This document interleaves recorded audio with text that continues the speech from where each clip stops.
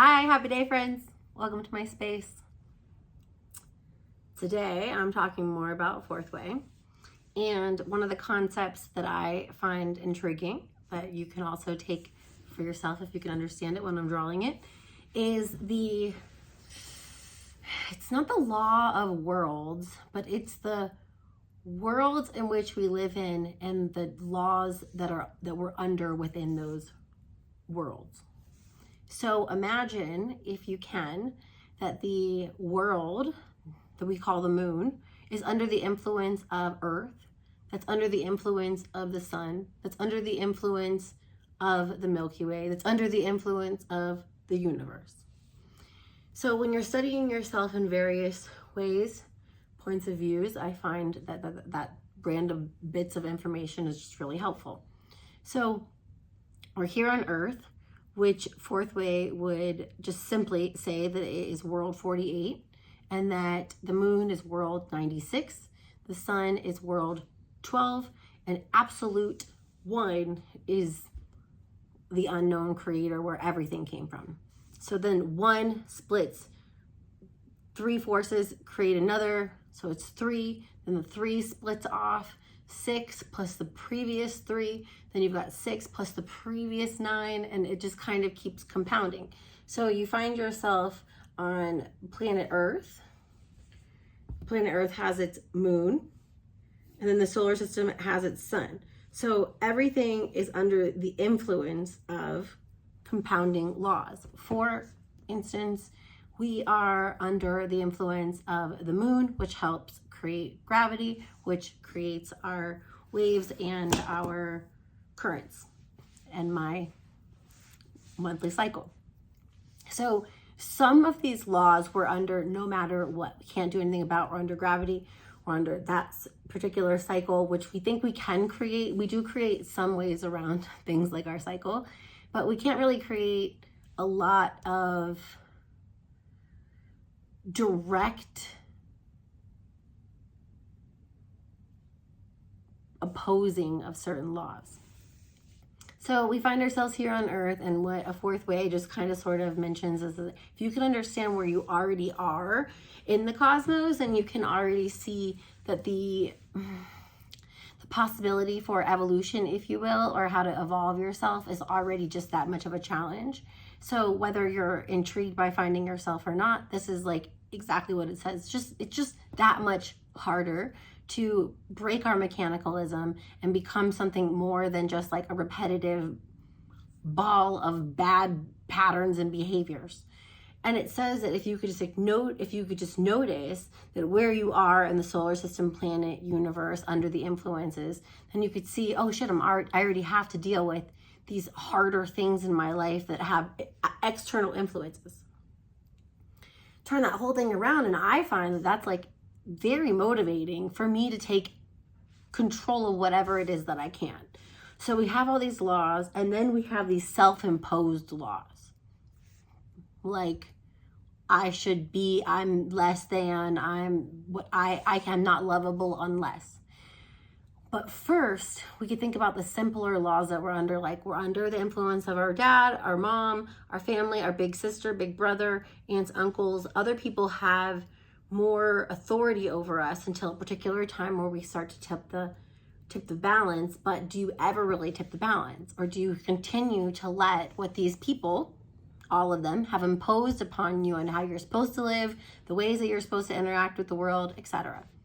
Are they even yours? You're carrying around these laws that say, I can't have sex before marriage. I can't smoke weed. I can't wear these booty shorts and a crop top because of this body. I don't have a bikini body. I shouldn't eat this. All of that are just imposed laws. So imagine that you have this knowledge and you could apply it in the ways of like, what ways am I self-imposing laws on myself that technically aren't making me happy? And it doesn't necessarily have to be like happy or not happy. What if it's just complete research? Okay, I need to do the scientific experiment to find out what ways, what strings are pulling my life's behaviors. What ways do I not find that I'm in self-authority because these laws are pulling on me saying that I should do this when really I want to do this. And it goes a little bit back to the idea of we have multiple eyes inside of us, like where we are, one version of us says we want to eat the burger, the other version of us already said we were going to lose 10 pounds. So we have these multiple situations inside of us. And it's not easy to gain all of the control over being like who's got who and who's got what, but the self-authority of knowing of like who is influenced by what and who I want to be influenced by, you start to shift under which laws you want to live under. And I think that's probably why some of the universal laws and things come up in other teachings, is that, you know, there is the universal, well, there's the law of 7, there's the law of 3, there's the law of creation, and there's a law of cause and effect. There's just like a bunch of real laws that you can't escape. So why not have the power, influence, understanding, and wisdom of which ones you can put yourself under? So there's also, I didn't necessarily mean to bring this up, but there's conscious suffering and there's unconscious suffering. So when you're living under these laws of, you know, so-and-so says I have to do this and I'm not lovable unless this, but you come to the place of conscious and unconscious suffering and you realize that you're suffering under this law that doesn't actually align with or feel good with the version of yourself that you're finding, and it's not coming out of your center of gravity, the unity of all of you are in one alignment, and you are unconsciously suffering.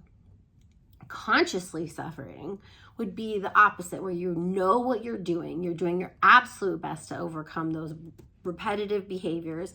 You see that you're acting out of these laws where you're people pleasing. That's technically where that comes from.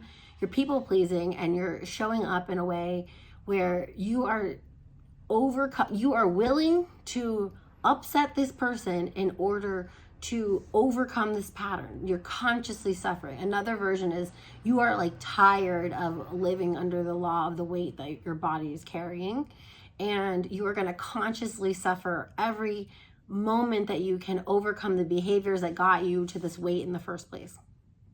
You're going to consciously suffer at the gym. You're going to consciously suffer until you, of course, enjoy it. But it's suffering that you think that you need in order to have something new. You feel like you're going to have to sacrifice something in order to get this other thing, when really all you have to do is sacrifice the ignorance of it, understand it, see it, change it, do it, move on, right? But it's not that simple, right? Because we don't just do things. Things are done to us. We do things automatically. So when you say that you want to do something and that you can't, it's all of these things. You can't do something when you're under the mechanical experience, when you're under the multiple eyes, when you're under this machine telling you what to do. You don't get to decide what you want to do. Like one of the things that I had kind of said to somebody, and now I'm really going off on multiple concepts, but the Roomba is never wondering why it's not washing the windows. It was programmed to be a floor cleaner. You were programmed to be blank. And you don't question if you should do something else because you were told and programmed to do this thing. Even though you wonder, possibly, maybe you're just like, what would it be like to look out the window after I cleaned it? It is what separates us from a machine that we do ask what it is that we are here to do, and that we get to choose what we get to do. So choosing comes with the experience of all of this self-exploration of who am I? Where do I come from? What am I doing? I'm really into that experience, and I think it's absolutely worthwhile. And while I have jumped multiple concepts here, it is just a way for me to start expressing how I want to be a teacher. This is just a teacher in training for me. Thank you for being in my space and letting me share. And if you find any of it informative or curious, hit me up.